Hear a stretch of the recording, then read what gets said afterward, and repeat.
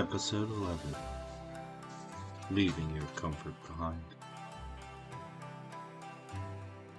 Farmer stands shaking off the weather and the mud, looking into the temple, chalice up against a wall with love beside her, Echo across the way, leaning against a half-fallen pillar, the fake noble, huddled up with his cane on a wooden chair, looking scared to death. The one cloaked figure, most likely the princess, sitting next to him. Orros, sitting on the rubble, looking like he just finished telling them who he was. And then there is the hidden royal guard member, standing stern, hood up, hiding his or her features, turning towards you, Farmer. Sir Altuf lowers his hood, sliding his cloak off, and nodding to the farmer with his deep accent voice. Commander, you look well and still in shape. It is good to see a friendly face once in a while. As the two men grasped each other's arm in soldier-like fashion, Farmer replies, Aye, it is good to see a friendly face, but in these times, something must be done. We all need to talk and form a plan, pointing to the outside. That storm is different, Orros. What do you make of it?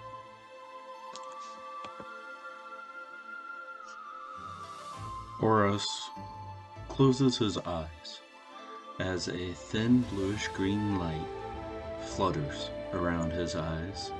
He opens them, showcasing pure white irises, and then speaks in a low baritone voice.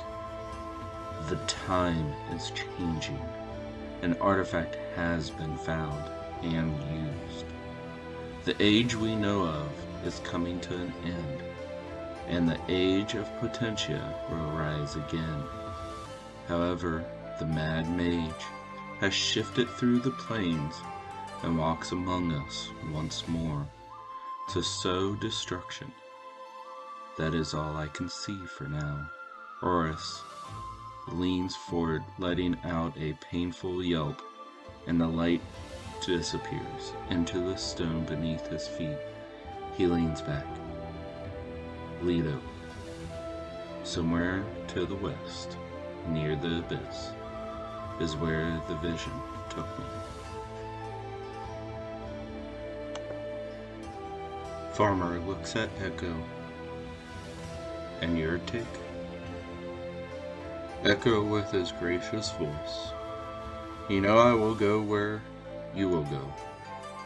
I've kept you safe thus far, and that is my only job for now.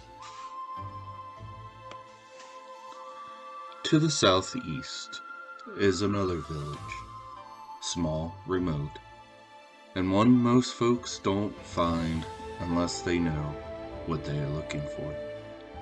Sitting outside in a rocking chair, sipping on a fresh poured cup of golden tea, a female pulls the cup close to her rosy lips as the aroma of fresh herbs fills her nostrils.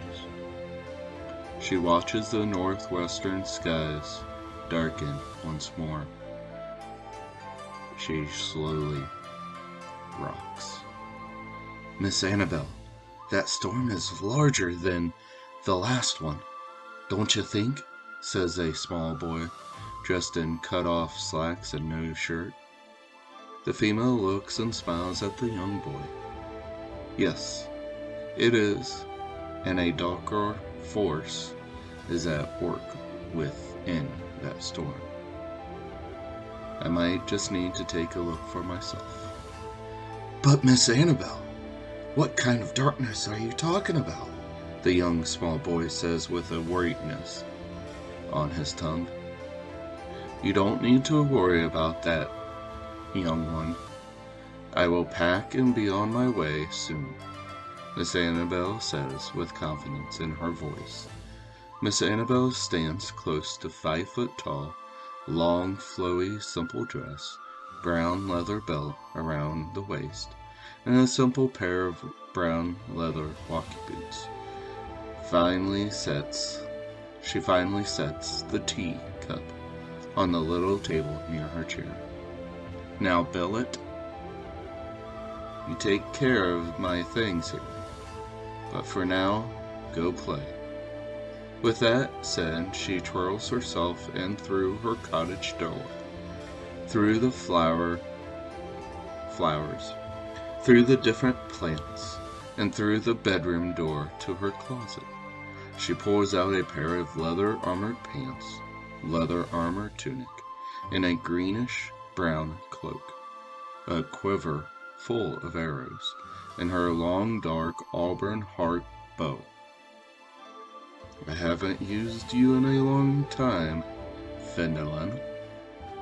She quickly redresses into the leather outfit, notching a couple of leather bags to her hip, and then covers her lower face with a silver-lined leather mask.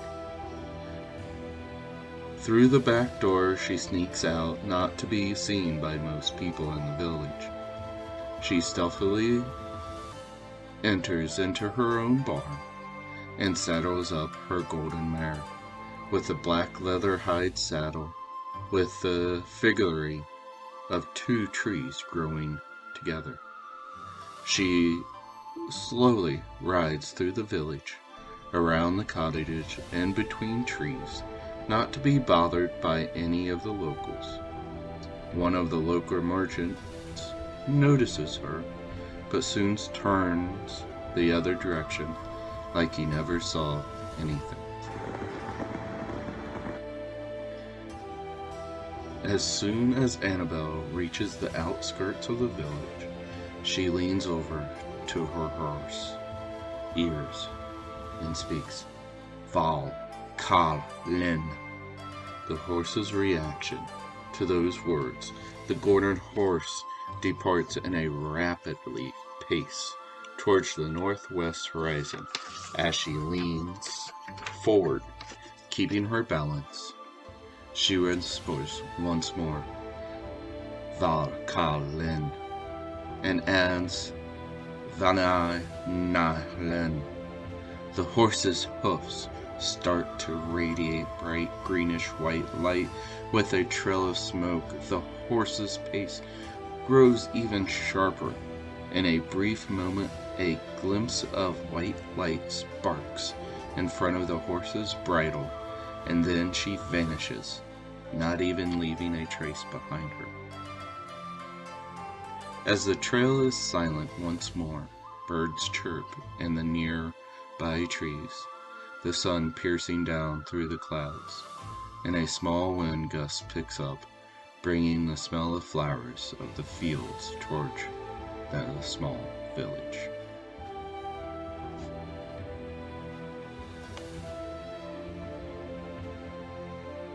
Next time on episode 12, The Journey West.